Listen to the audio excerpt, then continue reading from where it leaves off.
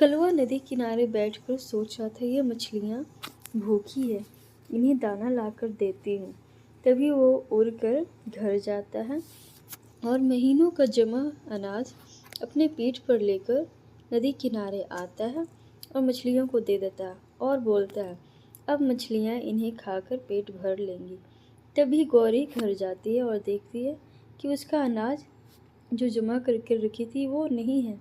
तभी वो कलवा के पास जाती है और बोलती है, बेटा कलवा, घर में अनाज पड़े हुए थे, वो अनाज घर पर नहीं है, कहाँ है वो? तभी कलवा हंसकर बोलता है, गौरी आंटी, वो अनाज मैंने ना मछलियों को दे दिया, वो भूखी थी, अब मछलियाँ अनाज खाकर पेट भर लेंगी। तभी गौरी आश्चर्यचकित देखती है और बोलती है, क्या तुमने वो सारे अनाज मछलियों को दे दिए?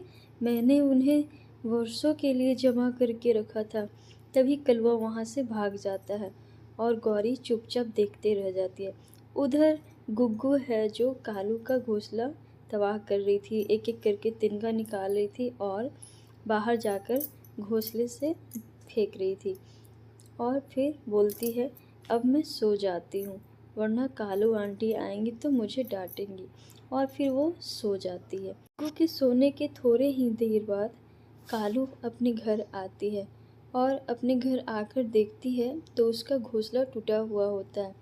तभी वो गुग्गू को उठाती है, गुग्गू बेटा उठो, मेरा घोंसला किसने तोड़ा, आप बताओ जल्दी। उसके बाद गुग्गू जाग जाती है और बोलती है, कालू आंटी, पास के ही अंकल ने आपका घोंसला तोड़ दिया और बाहर फेंक दिया।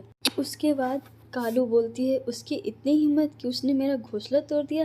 उसके बाद वो उड़ कर जाती है बबलू के पास और बोलती है, तुम्हारी इतनी हिम्मत कि तुमने मेरा घोंसला तोड़ दिया। फिर बबलू बोलता है, क्या बक रही हो, मैं तो अभी अपने घर से आ रहा हूँ, फिर तुम्हारे घोंसले कैसे तोड़ूंगा। फिर उसके बाद वहीं पे चिड़िया रानी आती है और बोलती है, कालू, मैंने देखा तेरा घोंसला उस गुग्गू ने तोड़ा है, इसमें बबलू की कोई गलती नहीं है, उसी ने तोड़कर तुम्हारा घोंसला बाहर फेंका है।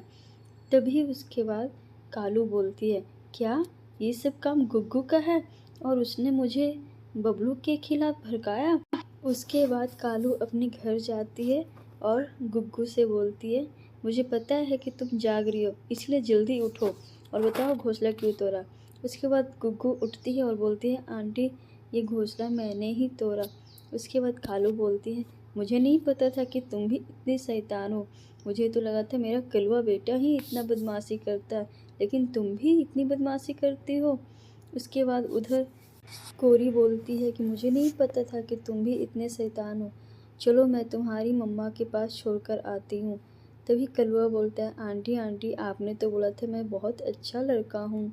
फिर दोनों चले जाते हैं एक दूसरे के बच्चे को लेकर साथ में। उसके बाद दोनों गोरी और कालू बीच रास्ते में मिलते हैं और एक पेड़ पे बैठ जाते हैं। तभी कालू बोलती है, मुझे नहीं पता था तेरी बेटी इतनी बदमाश है, दिखने में तो इतनी सीधी लगती है, लेकिन इसने मेरा पूरा जीना हराम कर दिया इन 2 दिनों में।